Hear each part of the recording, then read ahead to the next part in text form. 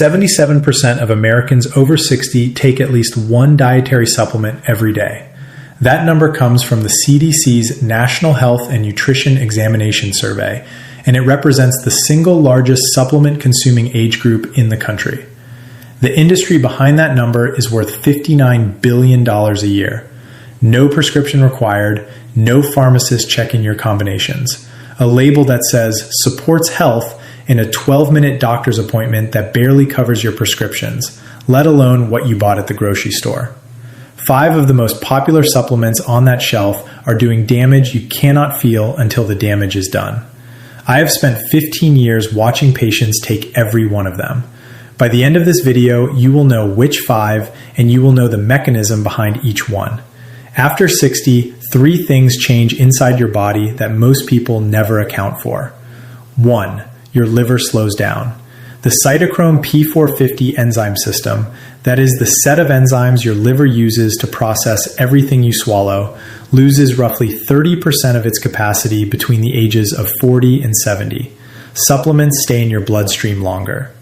2. Your kidneys filter more slowly. Your glomerular filtration rate, the speed at which your kidneys clean your blood, drops by about 1% per year after 40. By 65, you are filtering at 70 to 75% of what you did at 30. Supplement byproducts clear more slowly. 3. You are on more medications than at any other point in your life. The CDC reports the average American over 65 takes 4 to 5 prescription drugs. Every one of those drugs has an interaction profile. Every supplement you add is another variable your liver has to clear and your kidneys have to filter.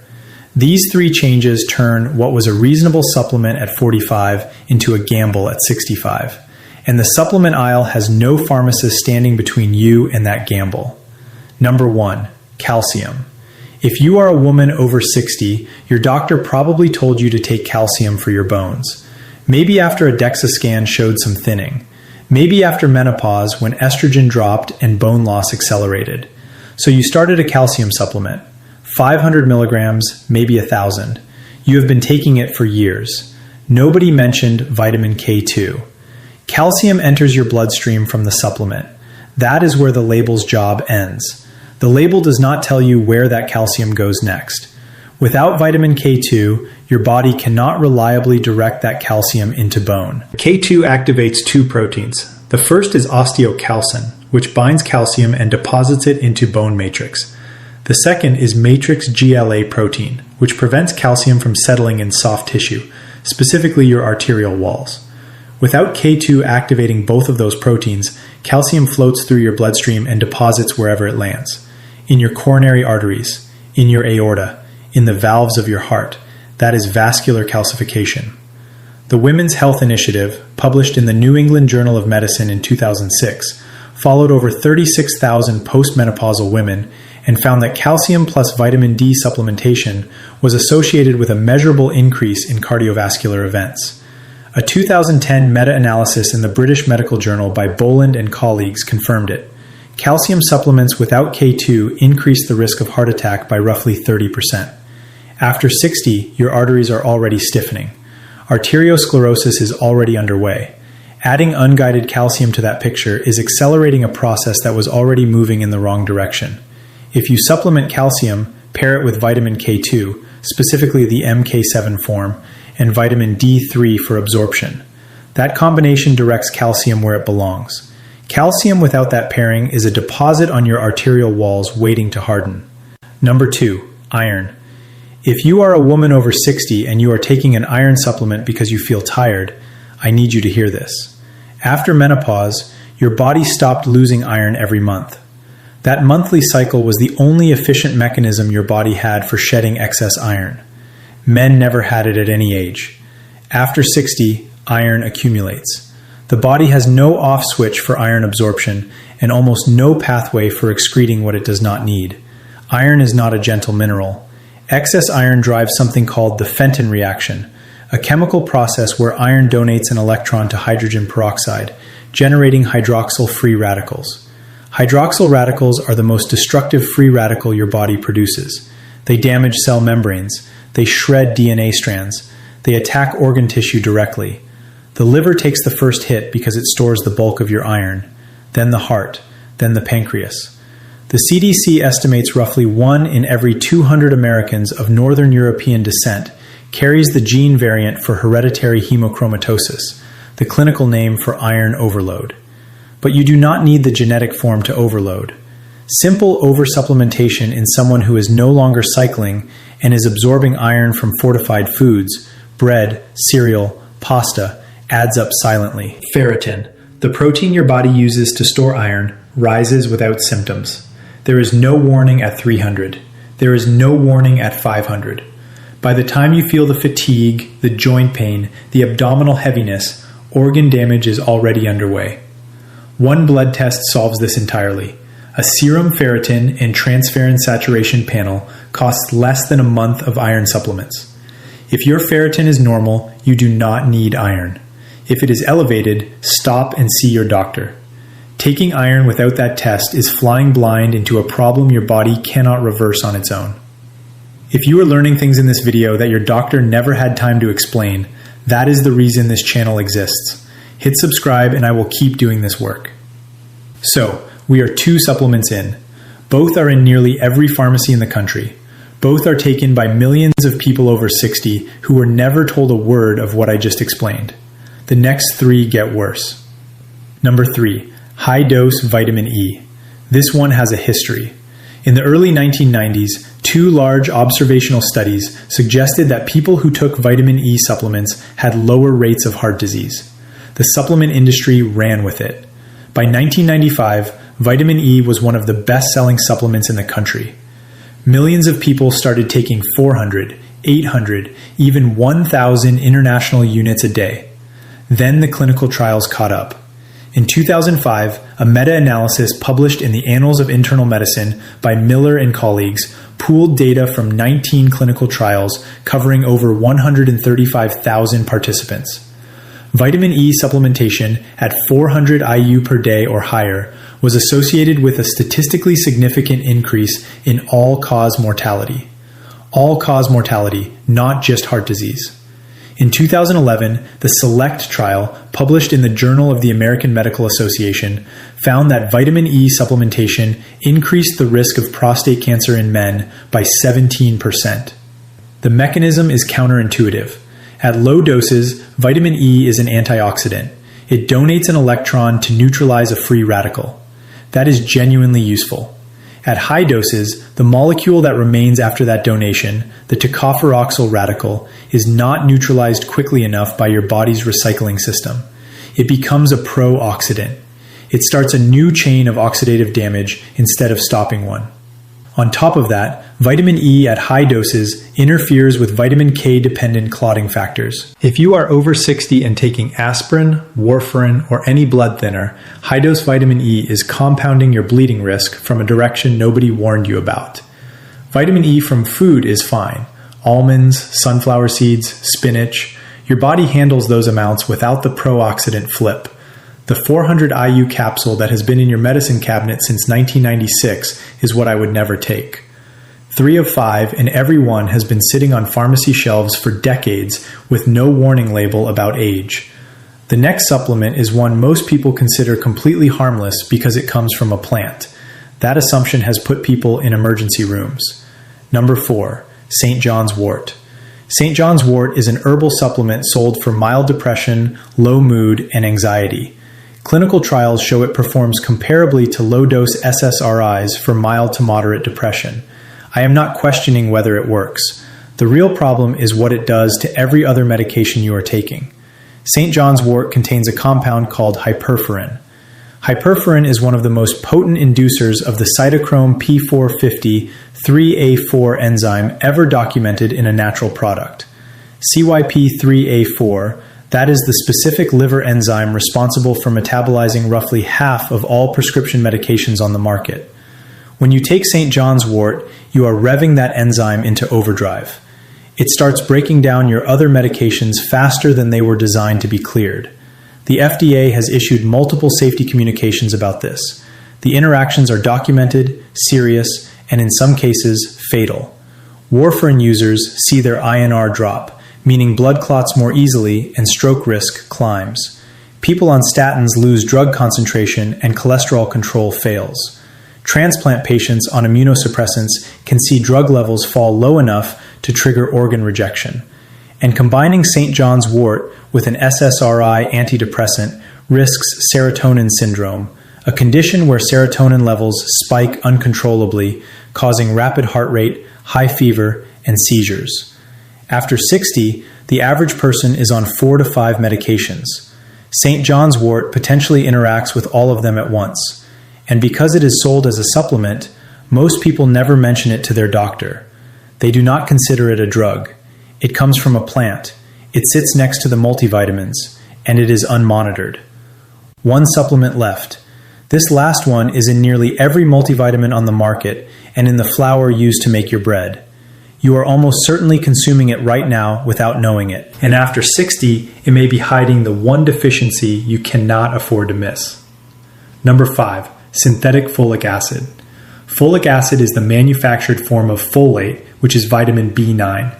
In 1998, the FDA mandated that all enriched grain products in the United States be fortified with folic acid to prevent neural tube defects in newborns. That was the right call for pregnant women.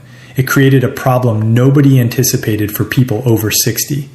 Your body must convert synthetic folic acid into its active form, a compound called 5-methyl tetrahydrofolate, through a multi-step process that requires an enzyme called MTHFR.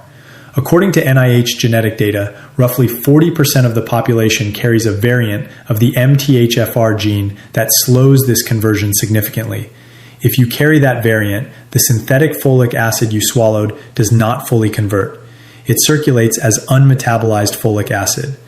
Research published in the American Journal of Clinical Nutrition in 2006 by Trone and colleagues at Tufts University found that high circulating unmetabolized folic acid was associated with reduced natural killer cell activity in older adults. Natural killer cells are your immune system's frontline surveillance against abnormal cells, including early-stage cancer. After 60, when cancer risk is already elevated, weakening that surveillance is a cost nobody agreed to. The second problem is worse. Folic acid masks vitamin B12 deficiency. After 60, your stomach produces less intrinsic factor and less hydrochloric acid. Both are required for B12 absorption. B12 levels drop quietly over years. Normally, the first clinical signal is megaloblastic anemia, where red blood cells enlarge because they cannot divide properly without B12. That signal shows up on routine blood work and triggers investigation. Folic acid bypasses that signal. It provides enough folate for red blood cell division even when B12 is dangerously low. Blood work looks normal. Meanwhile, B12 deficiency continues. The damage is neurological. Demyelination of nerve fibers in the spinal cord and brain. Peripheral neuropathy. Cognitive decline. A 2008 study by Smith and colleagues in the Proceedings of the National Academy of Sciences found that high folic acid combined with low B12 accelerated cognitive decline in older adults at nearly 5 times the expected rate. You are already getting folic acid in your bread, your cereal, your pasta, your rice. If your multivitamin adds another 400 to 800 micrograms of synthetic folic acid on top of that, your total intake is above what a compromised MTHFR system can process. And if your B12 has been quietly dropping, as it does in roughly 20% of adults over 60, according to NIH data, folic acid is hiding the one deficiency that causes irreversible nerve damage when caught too late. If you supplement folate, ask for the methylfolate form, 5-MTHF, which is already converted and does not produce unmetabolized folic acid in your blood. And get your B12 checked separately. Let me tell you about a patient I will call Evelyn, 67, retired school teacher from outside Indianapolis. She came to me with numbness in both feet, balance problems on stairs, and a memory she described as foggy. She had been taking 5 supplements daily for over 4 years: calcium without K2, iron for tiredness, vitamin E at 800 IU, left over from a recommendation she got in the 1990s, St. John's wort for low mood after her husband passed, and a multivitamin with 800 micrograms of folic acid. Her ferritin was 490, dangerously high for a postmenopausal woman. Her INR was erratic because the St. John's wort was speeding up her warfarin metabolism. A coronary calcium score showed significant arterial calcification, and her B12 was 148, profoundly deficient, but her complete blood count had looked normal for 3 years running because the folic acid was masking the anemia signal. The peripheral neuropathy in her feet was partially irreversible by the time we caught it. 3 years of silent B12 depletion had damaged myelin sheaths that do not fully regenerate. She had been taking every one of those supplements to protect her health. Everyone was doing the opposite. Evelyn's case is why I made this video. Nobody explained the mechanism. Nobody asked what she was buying at the store. 5 supplements, billions in annual sales, taken daily by millions of Americans over 60 who believe they are investing in their health. The calcium that calcifies arteries without K2 to direct it. The iron that generates hydroxyl radicals through the Fenton reaction in a body that can no longer shed the excess. The vitamin E that flips from antioxidant to pro-oxidant above 400 IU. The herbal supplement that hijacks your liver enzyme and rewrites the metabolism of every prescription in your system. And the synthetic vitamin hiding the one deficiency your nervous system cannot survive without. These are not fringe products. They are in every pharmacy, every grocery store, every medicine cabinet in the country. The mechanism behind each one is published in major medical journals. The reason you are never told is the reason that runs through every video on this channel. There is no revenue in explaining supplement pharmacology, and there is no time in a 12-minute office visit to cover it. Before I give you the action list, one important line. If you are currently taking any of these supplements and you are on prescription medication, do not change anything without calling your doctor first. Stopping a supplement abruptly can shift drug levels just as much as starting one. Warfarin dosing, blood pressure medications, thyroid drugs, all of these may have been calibrated while the supplement was in your system. Call first. Let them adjust. If you have numbness, tingling, or balance problems that have been getting worse, see your doctor this week. Request a serum B12 with methylmalonic acid specifically. That is the test that catches what a standard complete blood count misses. 5 things to do after this video. 1. Open your medicine cabinet and pull out every supplement bottle. Read the labels. Look for calcium without K2, iron, vitamin E above 400 IU, St. John's wort, and synthetic folic acid listed as folic acid rather than methylfolate or 5-MTHF. 2. Make a complete list of every supplement you take and bring it to your next doctor's appointment. Not just prescriptions, everything you bought at the store. 3. If you take calcium, confirm you are also taking vitamin K2 in the MK7 form and vitamin D3. If you are not, ask your doctor about the pairing before your next dose. 4. Request a ferritin panel and a B12 with methylmalonic acid at your next blood draw. Both are inexpensive. Both catch problems that standard panels miss. 5. If you take St. John's wort and you are on any prescription medication, call your doctor's office tomorrow morning. Do not wait for your next scheduled appointment. The interaction risk is immediate and ongoing. We covered 5 supplements today, and every one has a mechanism that changes after 60 because your liver, your kidneys, and your medication load have changed. There is a 6th supplement I left off this list deliberately, one that 80% of adults over 60 take and that most doctors still prescribe at the wrong dose for this age group. I am covering it in the next video because it needs its own 20 minutes. If you do not want to miss that one, subscribe now and turn on notifications. I will see you there. How old are you? Write it in the comments. The age of this audience shapes which topics I cover next.